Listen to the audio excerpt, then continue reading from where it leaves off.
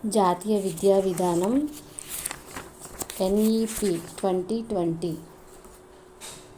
National educational policy NEP 2020 ఈ chapter చాలా important. Unit 6 అనమాట. ఆల్రెడీ 4th యూనిట్ అయిపోయింది. ఈ చాప్టర్ ఇంపార్టెంట్ కొఠారి కమిషన్ లాగా, అందుకే ముందుగా మీకు ఈ వీడియో చేస్తున్నాను. ఫస్ట్ బిట్ వచ్చేసరికి 21వ శతాబ్దపు మొదటి జాతీయ విద్యా విధానం ఎన్ఈపి 2020. ఇప్పుడు ప్రజెంట్ ఇది నడుస్తుంది కాబట్టి దీని నుంచి బిట్స్ వచ్చేటటువంటి ఛాన్స్ అనేది ఉంది.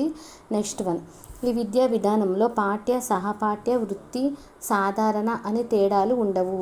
ఏ విద్యా విధానంలో అంటే ఎన్ఈపి 2020 విద్యా విధానంలో పాఠ్య, సహపాఠ్య, వృత్తి, సాధారణ అనేటటువంటి తేడాలు ఉండవు. థర్డ్ వన్, 3 సంవత్సరాల నుంచి 18 సంవత్సరాల వరకు విద్యను అందించే బాధ్యత ప్రభుత్వానిదే అన్నది.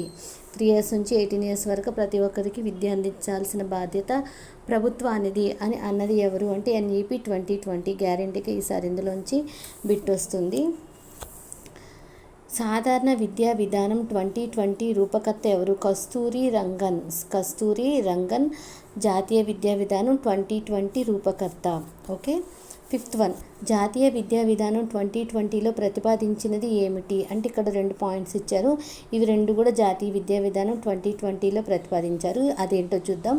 ఫస్ట్ వన్ వచ్చేసరికి మధ్యాహ్న భోజనం అందించాలి. సెకండ్ వన్, మధ్యాహ్న భోజనంతో పాటు ఉదయం అల్పాహారం కూడా అందించాలి. భోజనంతో పాటు ఉదయం అల్పాహారాన్ని కూడా అందించాలి అని జాతీయ విద్యా విధానం 2020లో ప్రతిపాదించారు. సిక్స్త్ వన్, జాతీయ విద్యా విధానం 2020 ప్రతిపాదించినది ఏం ప్రతిపాదించారు వీరంటే 5+3+3+4. ఇంతకుముందు ఏమని ఉండేది?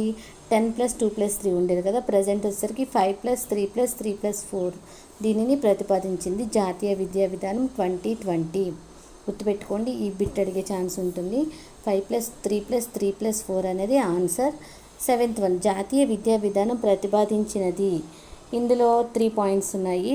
3 ఆప్షన్స్ కూడా కరెక్ట్ ఆన్సర్ అనమాట. ఏమిటంటే ఫస్ట్ వన్ చూద్దాం. వెనకబడిన గిరిజన ప్రాంతాలలో ప్రత్యేక విద్యా జోన్లు ఏర్పాటు.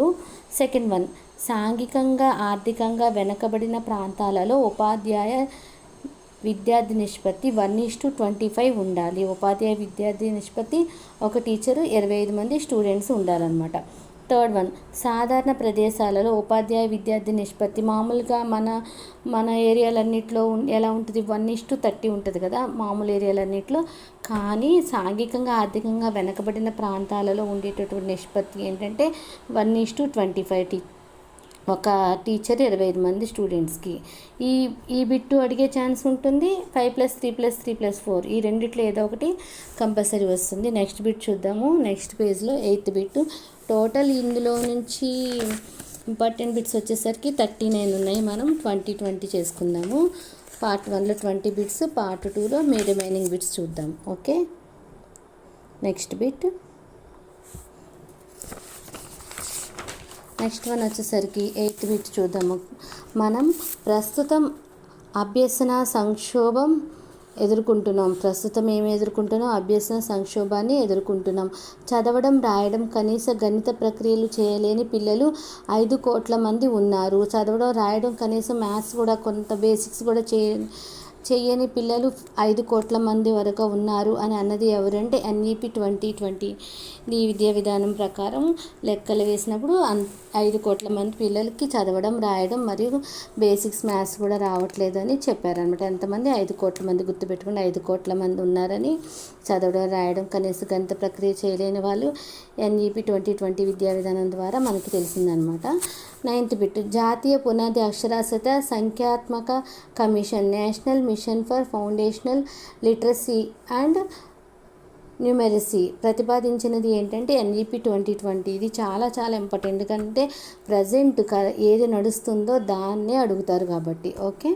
ఎన్ఈపి 2020 ఏ బిట్ కూడా వదలవద్దు. 10th వన్, సాధ్యమైన చోట్ల కనీసం 5వ తరగతి వరకు, వీలైనంత వరకు 8వ తరగతి వరకు, ఆపై ఇంటి భాష, మాతృభాష, ప్రాంతీయ భాష బోధన మాధ్యమంగా ఉండాలి అన్నది ఎవరు? ఎన్ఈపి 2020. 11th bit. ఎఫ్ఎల్ఎన్ అనగా foundational literacy and numeracy. FLN అనగా foundation literacy and numeracy. 12th bit ఉపాధ్యాయ విద్య గురించి చేసిన ఎన్ఈపి 2020 సూచనలు ఏమిటి?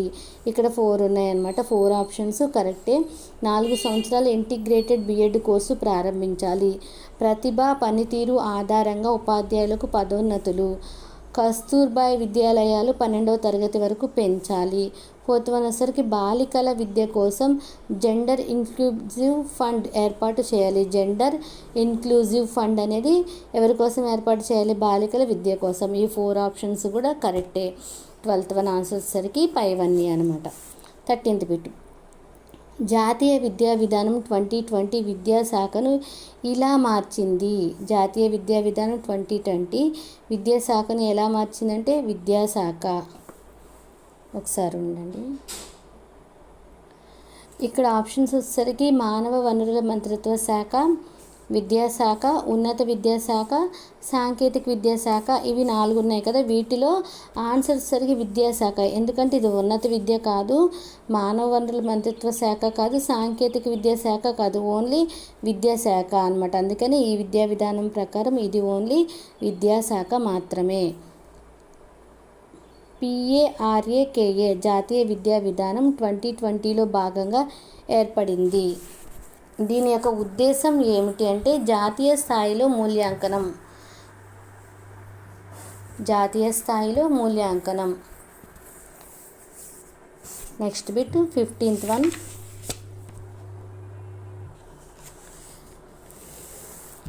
PARAKHను విస్తరించండి. Performance assessment review and analysis of knowledge for holistic.